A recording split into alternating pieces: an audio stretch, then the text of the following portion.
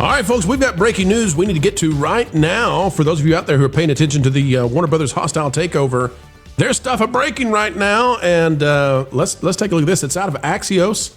Axios is now reporting that Jared Kushner, the son-in-law of President Trump, is involved in Paramount's hostile bid for Warner Brothers Discovery. And at this point, you gotta say, Dan Primick is reporting this. If Jared Kushner is involved, it's done, I guess. It's over. I mean, what are you going to do if you're... Listen, what are you going to do if you're Netflix? You want to bid higher than this? And the president's son-in-law is going up against you? And the president just said last night he's the one who's going to decide this thing? I mean, come on.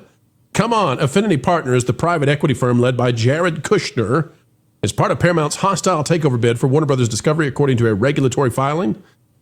Paramount is telling WBD shareholders that it has a smoother path to regulatory approval than does Netflix, and Kushner's involvement only strengthens that case. Yeah, you think so? Holy moly. Jonas, I go to you to ask you about this one. Well, if I'm Netflix, I might actually cry foul at this point. I think I would too if I were Netflix. That's a close enough relationship that I think it's worth bringing up. But of course, people were already crying foul about the fact that Larry Ellison is a guy who voted for Trump, and his son is the one who owns Paramount. They already had a problem with that, so there's no way that they don't come out against Jared Kushner, and also his ties to, let's say, other regions that are embattled out there right now. But what are you going to do? I mean, what's Netflix going to do? They have nothing. So this is the kind of thing that if it's unfair and it's leaning in that direction now, then that only works in their favor because it just has to be approved. If this goes, I think that also sweetens the deal for the Paramount shareholders if they want their $108 billion now. Yeah. Man, I mean, the level of effort that is going into making sure Paramount gets this, and Netflix came and swooped in. I always think about the political interest in this. And Netflix swooping in the way they did, a lot of somebodies and a lot of power clearly wanted Netflix to get this, and for CNN and these other cable channels to be spun off. And there is, I guess, over the weekend, a mighty push from Team Trump that is saying, no, that is not how this is going to go. And it's just fascinating to watch. Culture, you want to take a swing at this one?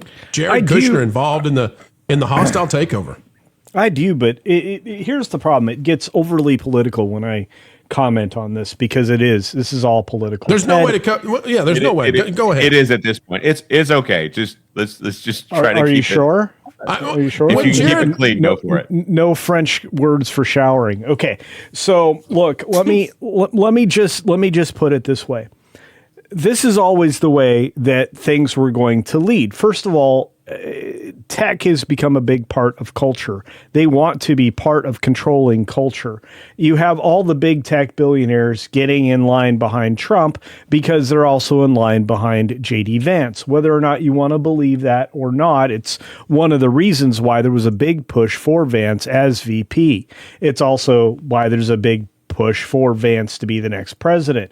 It's all these tech billionaires lined up in a way that will push out the other influences, not only in culture, but in other ways. So as I look at this, I'm not surprised. Affinity Partners, a lot of tech companies are going to line up in this way because they want their cake and they want to eat it too. And they're not willing to let the other side of the equation, the globalists that are used to power and have been wielding it for a long time through various other efforts like climate stuff and other things that I'm at odds with, of course.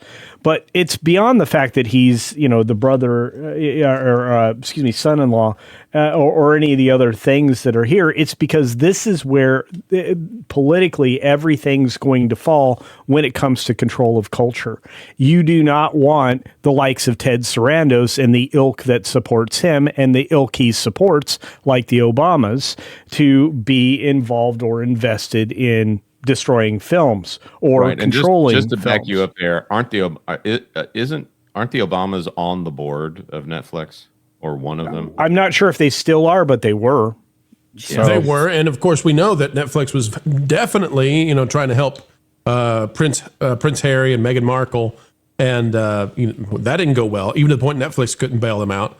So, but what's interesting about all this is that the political maneuvering that is happening. That's why we have to cover this in a political way, folks.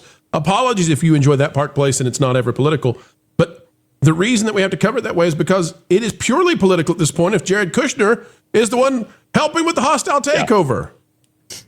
Marvin, are you involved in the hostile takeover at this point? Yeah, well, I am pretty hostile, but I'm not trying to take anything over. I just figured since I've been covering this stuff all morning, I'd pop in to kind of, discuss. Walk us through what you got, Marvin. What do you got? So we just posted 2 articles on Geeks and Gamers. One about what you're discussing right now, that this deal came from Saudi, Qatar and 71 million or 21 million. Excuse me. Yes, and Jared Kushner, Wall Street. There's a lot of stuff wrapped up in here. But I think one of the most striking things, and we just posted on geeksandgamers.com about this right now, is that the offer that is being put forward to the shareholders was rejected last week by Warner Brothers. So a higher offer, which is against fiduciary. It seems like a violation of fiduciary duty, because it's a higher cash offer,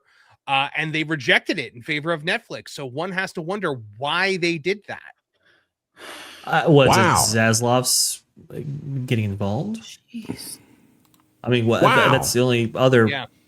That's the only you're telling place me where it's going to emanate. You're telling me that this is literally just breaking right now in Geeks and Gamers. Yep. That Warner Brothers had the offer, that they chose to go with Netflix as a less than offer. Yep. Didn't disclose that. Didn't disclose to Paramount that they were going to accept it until hours before. And that's what triggered all of this. It makes David Ellison's reaction last week when he threw his fit about it calling it unfair. It makes a lot more sense. Yeah. Because he gave a higher offer, all cash, no stock nonsense, faster regulatory approval, and it was rejected in favor of what on paper is a worse offer. Now, Marvin, walk us through the Saudi stuff real quick, because a lot of people are going to hear that in the United States. They're going to say, well, I can't be in favor of anything that's being backed by the Saudis and Qatar. What is that exactly that we're talking about? Okay, so essentially, they got financial backing from Saudi Arabia, Qatar, Abu Dhabi, along with other. There was some. Why would they be interested? Why would they even care about whether or not Paramount or Netflix owns Warner Brothers? Because they want a foothold in Hollywood. They want to diversify.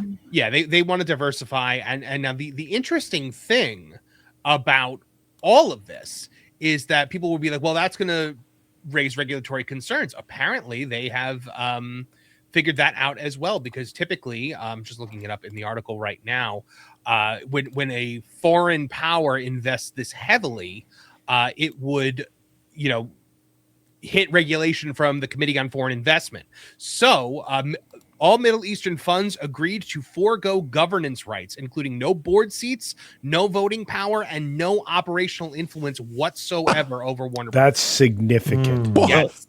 I'm going to point out that also, isn't it the royal family out there owns part of X right now, that they used to have shares of Twitter, and those stayed along when Elon took over. So this is something where we end up trying to balance out which foreign elements are the favorable ones. China seems to be disfavorable to United States interests. They're wanting wanting less stability, whereas the Saudi funds and Abu Dhabi is not a problem. Dubai is not a problem. Certain regions are more of a problem. I'm going to be as light as I can in that touch there. But funny because their interest in American interests make them more wealthy, and so they want more wealth in America so that they can raise tourism dollars, so that they can raise interest. It's not as incompatible as some other players in the region would have it appear. So, Marvin, they've given up essentially. They're investing, but they're giving up any opportunity for any kind of positional power or influence. Correct. Wow, this story is crazy. Look, I mean, if there's some improper stuff going on in the background here, and in terms of the Netflix Warner Bros. Discovery side, isn't Jared Kushner getting involved at that point? Just tit for tat almost. I mean, it seems like fair game now. I just love that apparently Warner Brothers is the most important company on the planet at this moment.